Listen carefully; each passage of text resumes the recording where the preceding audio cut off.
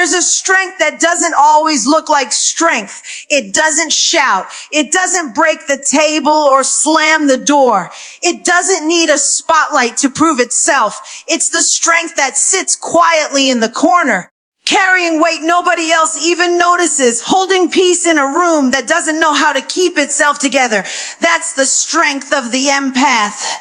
The one who feels what others won't admit. The one who sees what others try to hide. The one who can walk into chaos and somehow still offer calm. And for so long, that strength looks like silence. It looks like tolerance. It looks like endurance. But what nobody realizes is that silence has been shouting inside the whole time. When you're the one who holds space for everyone else, people assume you're unshakable. They assume your shoulders were built to carry their burdens. They mistake your grace for availability, and little by little they pile on their frustrations, their disappointments, their unmet needs. And because your heart beats to heal, you take it on. You absorb it. You patch up broken pieces with your words, your prayers, your sacrifices. You convince yourself that this is love, that this is what being chosen to care really means. And maybe it is.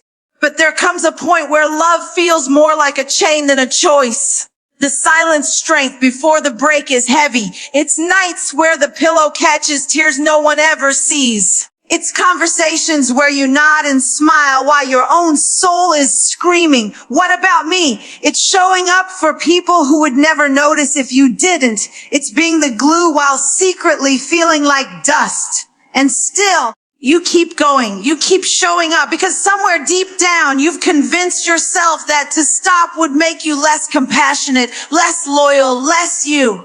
But can I tell you something? That silence is not weakness. It's patience. It's restraint. It's the grace of someone who knows they could speak. They could walk away. They could set the world on fire, but they choose for a time to carry the weight instead. That choice is powerful. That choice is divine. And yet even divinity knows when it's time to rest. Even God himself took a day and said, "It is finished." The empath carries silent strength like it's oxygen. But what happens when the oxygen runs out? What happens when silence feels like suffocation instead of peace? There's a breaking point, a holy breaking point. And long before the snap ever comes, there are signs. The laugh doesn't sound as free. The eyes don't shine as bright.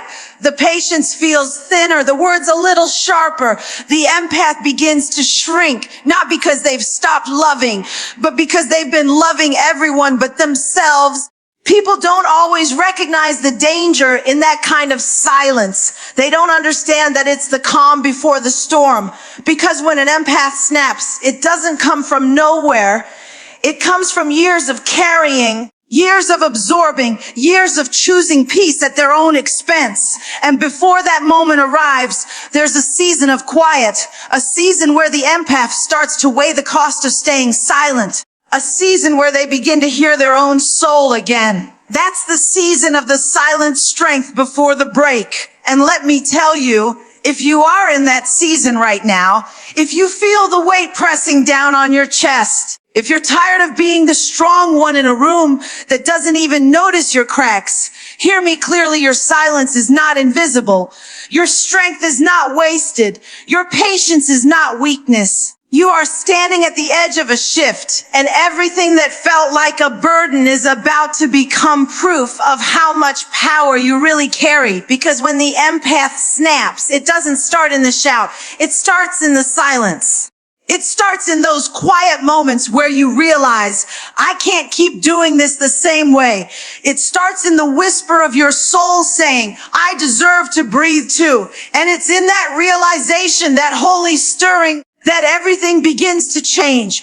Everything changes when the empath snaps. There is a moment that shifts everything. It doesn't always come with lightning or thunder. Sometimes it slips in quietly, like a whisper you almost ignore. Sometimes it arrives in the middle of a conversation where your spirit suddenly says, this isn't me anymore. It's not always dramatic, but it's always undeniable. That's the moment of awakening. The moment the empath realizes that their worth is not tied to how much they can carry for others, but in how boldly they choose to honor themselves. You see, when you've been conditioned to serve, to heal, to hold, you start to believe that your value is measured by how much you can endure. You wear patience like a badge of honor. You treat sacrifice like currency. You equate silence with strength. And for a while that works. For a while it even feels noble. But the awakening happens when you finally recognize that love without boundaries isn't love, it's depletion. Compassion without balance isn't compassion, it's self-erasure. And that realization feels like the ground shifting under your feet. This awakening doesn't come out of nowhere. It builds over time. It shows up in the subtle ways your body resists what your heart has tolerated. The exhaustion that sleep doesn't fix. The irritation you can't explain. The resentment you don't want to admit. It's the evidence that your soul has been crying out for something more, something deeper, something yours. And when you finally listen, when you finally lean in, the awakening begins. That moment feels almost sacred. It feels like the scales fall from your eyes and you see yourself clearly for the first time in years. You notice the cracks where you thought you were whole. You recognize the places you've been bleeding while calling it love. You see how often you've poured into others while leaving your own well dry. And instead of shame, there's clarity. Instead of guilt, there's fire. For the first time, you understand that honoring yourself is not betrayal. It's obedience to the calling on your life. The awakening isn't about turning against others. It's about finally turning towards yourself. It's realizing that you are not the endless resource people assumed you were. It's realizing that you don't need to be the hero in every story. You are allowed to be the main character in your own. It's realizing that your voice has power even when it shakes, that your no is just as holy as your yes. And that peace is not something you beg for. It's something you decide to protect. When this shift happens, everything changes. Conversations sound different because you no longer apologize for existing. Relationships feel different because you stop trading authenticity for acceptance. The way you walk through the world looks different because you carry yourself with the quiet authority of someone who knows they deserve more than survival. And the truth is, some people won't like it. Some will call it selfishness. Some will label it distance. But deep down, you know it's freedom. That's the cost of awakening. It disrupts the patterns that kept you bound. It shakes the foundations of dynamics built on your silence. It exposes the ways people benefited from your inability to say no. But the beauty is, what you lose in false connection, you gain in true alignment. The relationships that remain after your awakening are the ones built on respect, reciprocity, and real love. And the ones that fall away were never meant to survive the light of your clarity anyway. The empath's awakening is not a breakdown. It's a breakthrough. It's the moment you stop confusing endurance with identity. It's the moment you step out of the shadows of what people expected you to be and stand fully in who you were always meant to be. It's the moment you recognize that your softness is not a weakness but a weapon, and your sensitivity is not a curse but a calling. And once you taste that kind of awareness, once you breathe that kind of freedom, you cannot go back, because the awakening is irreversible. Once you see your worth, you cannot unsee it. Once you honor your voice, you cannot silence it again. Once you learn that peace feels better than people pleasing, you cannot return to the chains of approval. That's the beauty of the empath's awakening. It may have been born out of pain, but it births power, and it marks the moment where everything begins to change. Everything changes when the empath snaps. There comes a time when love demands a different expression.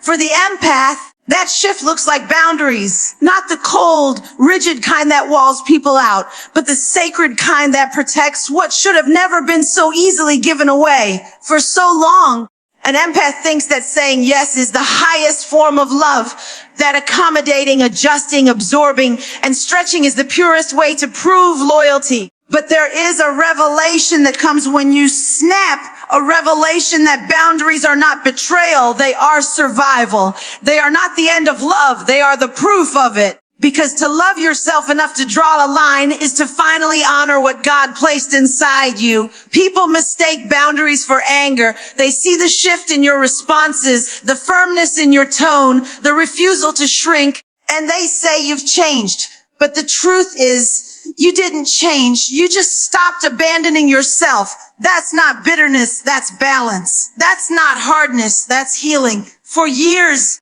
you allowed your peace to be interrupted because you thought keeping everyone comfortable was the same as keeping everyone loved. But when the empath snaps, that illusion is shattered. You recognize that peace is too precious to be negotiated and love is too sacred to be drained empty. Boundaries are holy because they protect the temple of your soul. You can't keep pouring into people who treat your presence like an afterthought. You can't keep saying yes to situations that starve your spirit. You can't keep being available at the cost of your own health, joy, and sanity. Boundaries are the way you tell yourself, I matter too. Boundaries are how you tell God, I am finally taking care of the gift you gave me. And once you taste the freedom that comes with that, you can't go back to the prison of overextension. The snap doesn't look like rage. It looks like clarity. It's the moment when you say, I love you, but I won't let you misuse me anymore.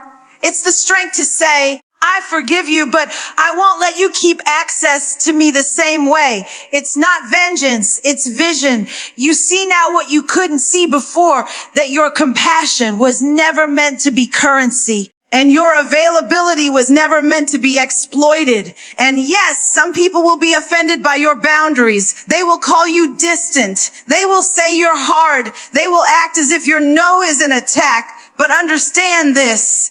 People who benefit from your lack of boundaries will always resist when you finally build them. That resistance is not a reflection of your lack of love. It's proof that they were never loving you, just using you. And when that realization hits, it doesn't make you bitter. It makes you wiser. The empath's boundary is not about shutting people out. It's about allowing the right people in. It's about making sure that your heart is not a revolving door for dysfunction, but a sanctuary where only respect and reciprocity can live. Boundaries don't make you less loving. They make your love more pure. Because when you no longer love from a place of depletion, you love from a place of fullness. And love from fullness is powerful, sustainable, and unshakable. You begin to realize that boundaries are not selfish. They are spiritual. They keep you aligned with purpose. They keep you grounded in peace. They keep you healthy enough to keep showing up where it truly matters. And when that revelation settles in your spirit, you walk differently. You speak differently. You carry yourself with a new authority. Because now you know that protecting your heart is not weakness, it is wisdom. And here's the truth, when the empath snaps, it shakes the room. Because people who were used to your silence won't know how to handle your voice. People who were used to your compliance won't know how to handle your no. People who were used to your sacrifices won't know how to handle your standards. But that's the beauty of it. You're not living to make people comfortable anymore. You're living to stay true to yourself. The empath snapping is not the end of their compassion. It's the rebirth of it. A compassion that finally includes themselves. A compassion that knows love without boundaries is not sustainable. A compassion that understands peace is not given, it is protected. And that revelation is the revolution that changes everything. There's a different kind of power that comes when the empath finally pulls back. It doesn't look like shouting or slamming doors. It doesn't need an audience. It's quiet, but it's mighty. It's the kind of power that says, I don't have to explain myself anymore. I don't have to beg you to see my value. I don't have to keep showing up in spaces that keep breaking me. Withdrawal is not weakness. It is wisdom. It is the moment the empath realizes that walking away can speak louder than any argument ever could. For so long, Withdrawal felt like abandonment. Empaths are wired to stay, to patch things up, to sit in broken places and try to make them whole again. They are the ones who keep answering calls, keep extending grace, keep giving another chance, even when they know the cost. But when the snap happens, something shifts. You realize that staying in environments that drain you is not loyalty, it's slow destruction. You realize that the more you show up for people who never show up for you, the more you disappear. And so withdrawal becomes the most radical form of self-love. Pulling back is not about punishing anyone. It's about protecting your spirit. It's about reclaiming the energy you've been scattering everywhere but yourself. It's about saying, I am no longer available to be consumed. You see, there is a peace that comes when you step back, a clarity that only arrives when you stop filling the air with explanations and start filling your soul with silence. That silence heals. That silence teaches. That silence rebuilds the parts of you that have been fractured by overextending. Some people will call it cold. They'll say you've changed. They'll try to make you feel guilty for creating distance. But the truth is, your absence reveals what your presence had been covering. As long as you kept showing up, they never had to face the reality of their actions. As long as you kept giving, they never had to acknowledge their taking. As long as you kept speaking peace, they never had to sit with their chaos. When you withdraw, you allow the weight to shift back where it belongs. And that's not cruelty. That's accountability. There's strength in saying nothing. There's power in not answering the phone, in not rushing to rescue, in not explaining your every decision. That power doesn't scream. It doesn't beg. It doesn't justify. It just says, I'm done. And when an empath says, I'm done, it's not a threat. It's a declaration. It's the realization that your life is too precious to be lived in cycles that never change. It's the acceptance that sometimes peace only comes when you choose distance over dysfunction. Withdrawal also gives you something you haven't had in a long time, space. Space to think without interference. Space to feel without being drowned by someone else's emotions. Space to dream again without the noise of constant demands. And in that space, something sacred happens. You start to hear yourself again. You start to remember what joy feels like when it isn't borrowed or compromised. You start to rebuild the relationship with the most important person in your life, yourself. It doesn't mean you stop loving people. It doesn't mean you stop caring. It means you've finally learned that love without limits destroys the lover. It means you've finally understood that caring for others doesn't have to mean killing yourself in the process. It means you're choosing to redirect that compassion inward so that when you do give again, it comes from overflow and not emptiness. And yes, it will confuse people who only knew you as the one who never left, the one who always stayed, the one who could be counted on no matter what. But that confusion is not yours to carry. Let them wrestle with the silence. Let them sit in the absence. Because the truth is, they were never entitled to you. Your presence was always a gift, and your withdrawal simply reminds them of that truth. So don't fear the distance. Don't question the silence. Don't mistake withdrawal for weakness. Because sometimes the strongest thing you can do is step back. Sometimes the loudest statement you can make is to say nothing at all.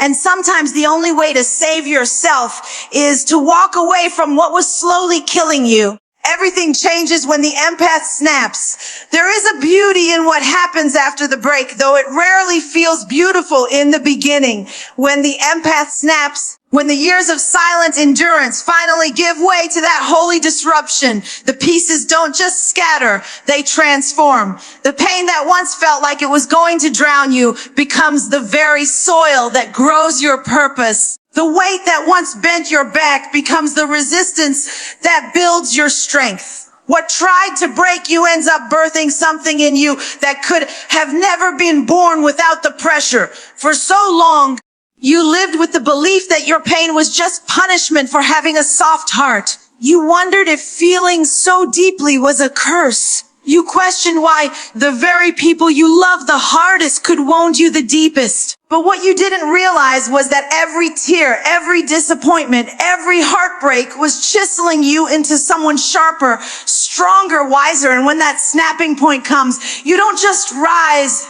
you rise differently. You rise with clarity. You rise with authority. You rise with a perspective that says, I may have been broken, but I am no longer blind. Transformation is not gentle.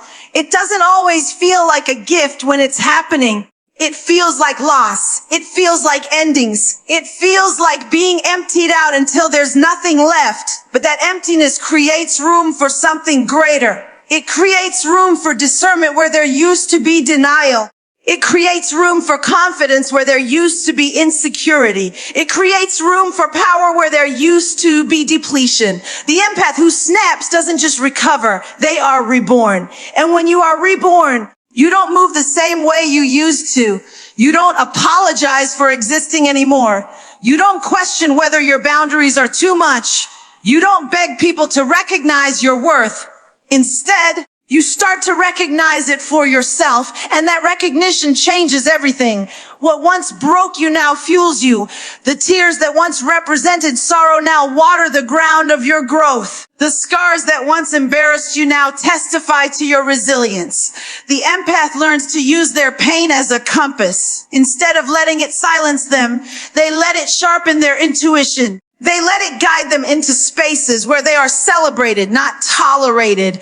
They let it push them toward relationships where they don't have to beg for love because love is freely given. The same heart that was once misused becomes a heart that is now guarded with wisdom and poured out with purpose. That's what transformation looks like. It's not pretending the pain never happened. It's allowing it to make you new. And make no mistake, people will notice the shift. They will look at you and wonder why their old tricks don't work anymore. They'll wonder why the guilt that used to keep you tethered no longer has the same pull. They'll wonder why the same doors you once kept wide open are now locked, bolted, and reinforced. But you don't have to explain yourself. You don't owe anyone an apology for healing. You don't owe anyone a discount version of yourself just because they got used to accessing you for free. Transformation means you value yourself differently, and that difference demands respect. That doesn't mean you become hard. That doesn't mean you stop loving. That doesn't mean you stop caring. It means you've learned to love without losing yourself, to care without collapsing, to give without going empty. It means your compassion is no longer an open wound. It's a powerful force. It means your softness is no longer a weakness. It's a choice. You choose when to open your heart. You choose who gets access. You choose how to show up. That's what transformed pain does. It turns passivity into power. So yes, the empath may snap, but that snapping isn't destruction. It's construction. It's the tearing down of everything that kept you bound so you can build something stronger, safer, holier. It's the moment where all the lessons hidden in your suffering become the wisdom that directs your next season. It's the point where pain turns into purpose, and purpose refuses to let you go back to who you used to be. Everything changes when the empath snaps. When the empath snaps, it isn't just their life that shifts, it's the atmosphere around them. What once seemed unshakable starts to tremble. The relationships that were built on one-sided giving suddenly feel exposed. The dynamics that relied on their silence suddenly become uncomfortable. The ripple effect is undeniable. Because when someone who was once the anchor of everyone else decides to anchor themselves, it forces the entire environment to recalibrate. For years, people were used to the empath absorbing everything. They were used to them smoothing things over, cleaning up messes, sacrificing their own peace so no one else had to lose theirs. And when that cycle breaks, the absence of that pattern becomes loud. Suddenly, those who depended on the empath's endless patience are faced with their own reflection. They can't lean on the same shoulders. They can't drain the same well. They can't take for granted what they never had to earn. And for some, that's unsettling. For others, it's convicting. But for the empath, it's liberating. The ripple effect reaches further than just relationships. It touches how you walk into rooms, how you speak, how you carry yourself. People who once overlooked you start to notice that you no longer shrink to make space for their comfort. People who once dismissed your no start to realize that it now comes with finality. People who once assumed your silence meant compliance discover that your silence has become strength. And that shift doesn't just change how they treat you.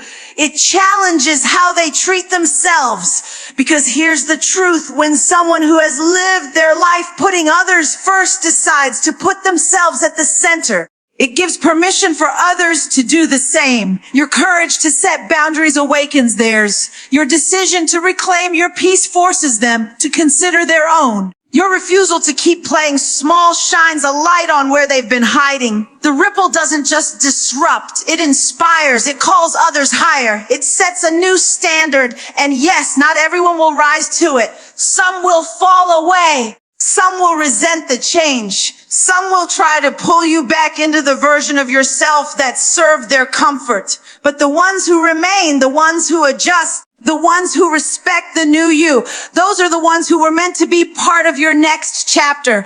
The ripple clears the waters. It exposes what cannot withstand your growth and confirms what is strong enough to evolve with you. The empath snapping doesn't just change how others see them. It changes how others see themselves. Suddenly, the people who always leaned on your strength are forced to discover their own. The ones who relied on your voice are challenged to find theirs. The ones who lived off your light have to learn how to shine for themselves.